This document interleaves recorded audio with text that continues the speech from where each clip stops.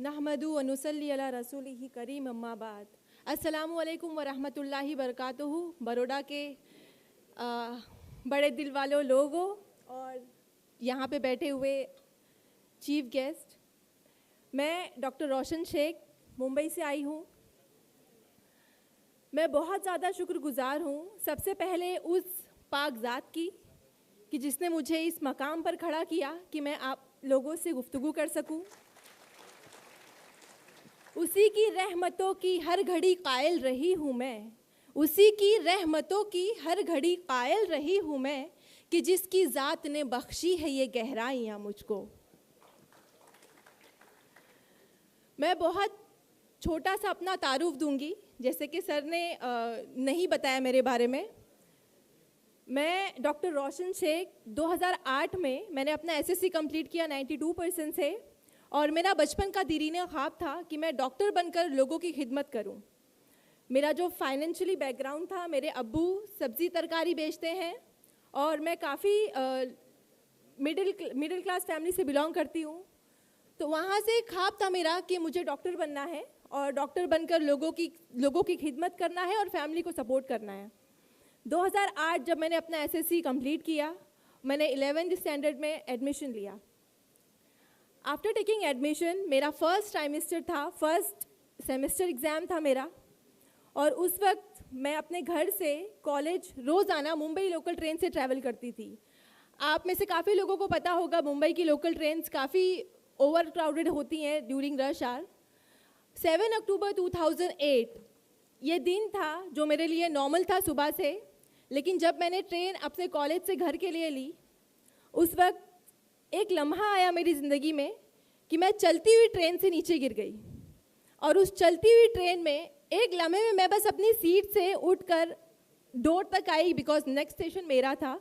और उसी एक लम्हे में, दूसरे लम्हे में मैंने अपने आप को देखा कि जिस ट्रेन में मैं सवार थी वही ट्रेन मेरे आँखों के ऊपर से इतनी नज़दीके से बहुत तेज़ी से जा रही है। मैंने सोचा नहीं, मैं ख्वाब देख रही हूँ, ये मेरे साथ नहीं हो सकता है।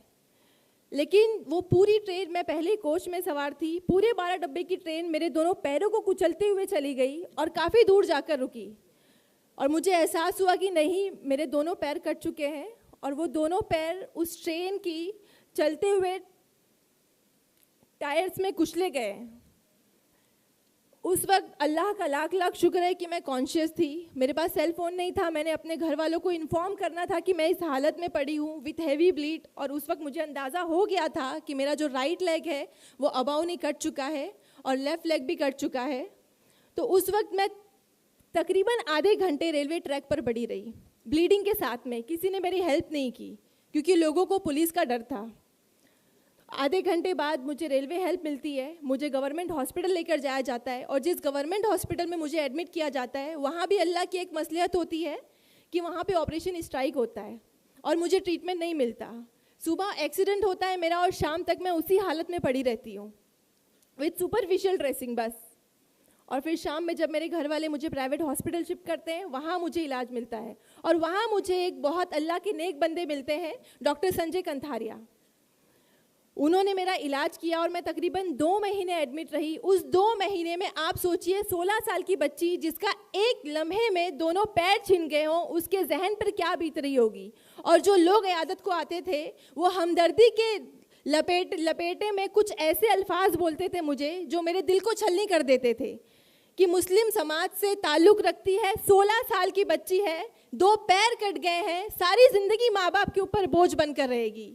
ये जो अल्फाज थे मेरे जहन पे आज भी गूंजते हैं कि मैं सारी ज़िंदगी माँ बाप के ऊपर बोझ बन के रहूँगी, मेरा कुछ नहीं हो सकता, मुझे दूसरी ज़िंदगी क्यों अता की अल्लाह ने।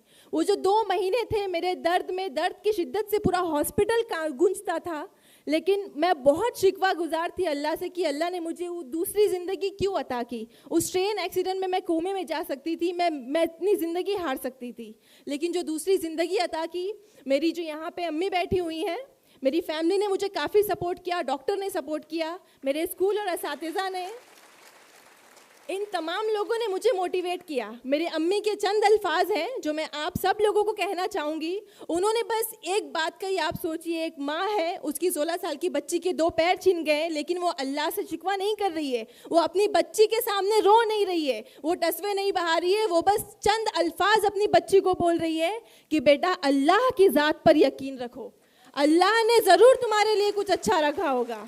जो आप हम इंसान हैं, अशरफुल मखलूक़ात भले ही हैं, लेकिन हम फ्यूचर नहीं देख सकते। अल्लाह ने फ्यूचर में ज़रूर कुछ बड़ा रखा है मेरी बच्ची, बस अल्लाह पर यकीन और भरोसा रखो और अपनी मेहनत जारी रखो। अल्लाह ने आपको डिसेबल किया है, लेकिन इतना नहीं किया कि आप मेंटली डिसेबल नहीं हुई हो। आपके पास दिमाग है, जहन है, आप उसको यूज़ करो, इंशाअल्लाह आप बहुत कामयाबी पाओगी।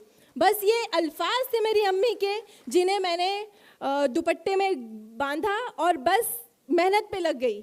और मेरे जो डॉक्टर हैं उन्होंने मुझे नई उम्मीद दिलाई, बेटा तेरे 2 पैर गए, लेकिन इंशाल्लाह एक दिन तू इस तरह चलेगी कि लोग तुझे देख के ताजुब करेंगे कि तेरे 2 पैर नहीं गए हैं, तू एकदम नॉर्मल है।